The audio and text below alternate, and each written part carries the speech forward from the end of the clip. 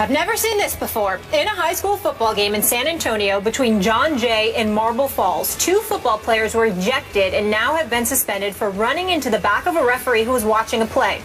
The ref's head snapped back when he was leveled from behind. Then the other player dove on top of him. Even before the incident, 2 players were ejected on separate plays. The district would hear from game officials, coaches, and students during an upcoming due process hearing. Marble Falls coach Matt Green said Jay's coach Gary Gutierrez apologized after the game. I've coached 14 years and I've never seen anything like it, Green said. The referee was very upset and wanting to press charges. Kate, what is your reaction to this high school targeting refs? I've never seen anything like that, just like you said. I've never seen anything like it. I need more context and more information. Not because I think there's anything that anybody could say that would change what just happened. But like a lot of things that happen in our society now, a lot of like public shaming we take part in, once you pull back a little bit, you actually have more context about maybe why somebody posted something on Facebook or Twitter, and that does not justify the actual post or what happened, but it does provide you a little bit more of a lens so you can at least see somebody's motivation. Because right now, without any motivation or any understanding of who these guys are, what their history is, anything about them, it's hard to just scream, get him out of here, be gone. Because I think that's an overreaction that we even talk about a lot at the NFL level and the college football level when we see guys commit crimes. And there's a lot of people who would tell you that that's a crime. What they did is cut them, get them out of here, no form of rehabilitation of any kind. Let's not talk to them. They're just gone from the program. In which case, I think, you're not even addressing the space from where this behavior came from. You're simply removing the offenders and saying get out of here and leaving the space as is, which you could say created this. I don't know, and we don't know yet. That's where you need the context. Was it the high school football culture in Texas? Was it this specific team? Was this an issue honestly, was this an anomaly? Was it a complete anomaly? All of this context we don't have yet, which is where you can't really go and say, get these guys out of here completely. At least I can't say that, because I don't really believe in that type of outrage as being beneficial, one, to the culture or to the individual players. Because you have to look broad term and be like, what would be the ultimate end goal here? One, I would love if 10 years down the line, these players understood a better way to react to things and to resolve situations, rather than just cutting them loose and not learning that at all. And 2, whatever culture and space helped create that behavior has also been changed in some small way. So you and I agree on this except for one area, except for one caveat. First of all, the important part of agreeing right now is that this looks horrendous and we need to know more. As a lawyer, as someone who's been in the media, not just on the sports side, but in the news side, where I've seen things that appear criminal end up being criminal, but yet we know so little about, are overreacted to. And that has a real cost, because the public decides on a conclusion without any information but what they initially see. And nothing has a worse track record. Nobody is worse at predicting than initial reaction. Initial reactions are so poor and inaccurate. This is why we have to be careful, because this is more than about being cut. This, to me, clearly, if this is what we think it is, if it is what we see on this videotape, criminal.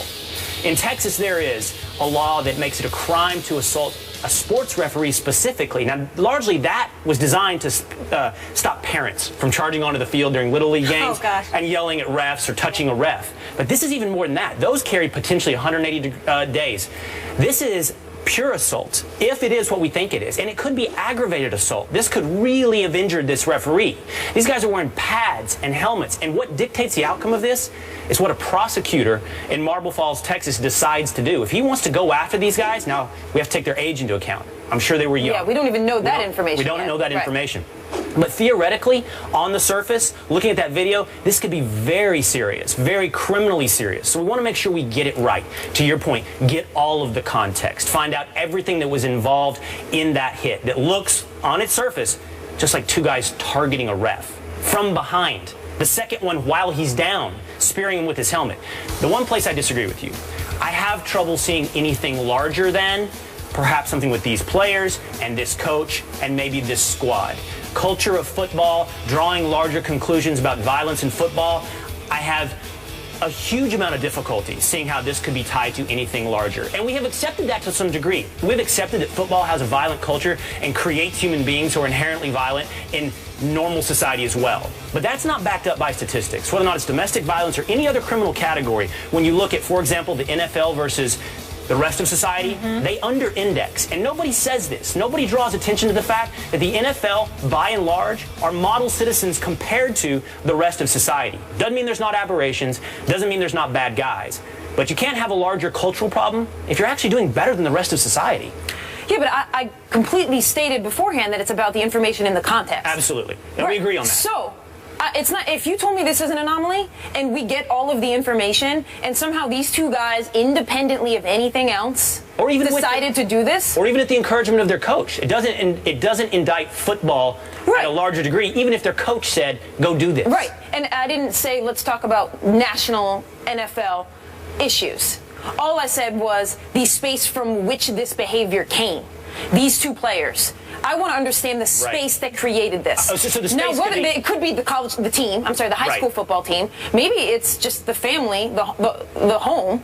Maybe it's the culture. Maybe it's the head of the two players. Right. Whatever the space is, maybe it was just them. That's where we need the context and information. But I just don't think once we have that, if it does point to a larger issue in that team or school, then we need to address that. You can't just cut those players. I think that's fair. Often, the person on the surface that you see doing the deed is scapegoated for something that is much larger. I'll agree with you on that. I don't think it's a broader question of like violence in football necessarily. Okay. But I do think there are spaces, and we've seen this before in Steubenville, Ohio. There are spaces created, and they are tangential with football, where there can be something toxic that's created. And that doesn't mean all of high school football is toxic. But in these certain little pockets, sometimes the confluence of those events leads to a toxic space where young men and women, depending on the sport they play, believe they can do something and believe they are untouchable by law. I think you're right.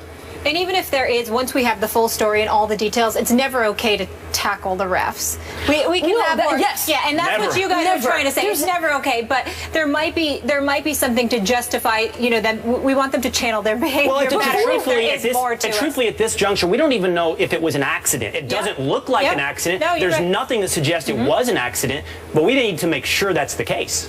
I just want more context before moving forward. Yes. There's nothing, No. I don't think there's anything they could say or I could hear that would justify what happened on the video, but going forward, let's hear more about their story and what premeditated this. Yeah, 100%. As Stephen A. would say, cause for pause. That's what we have right now. We'll continue to react when we hear more on this.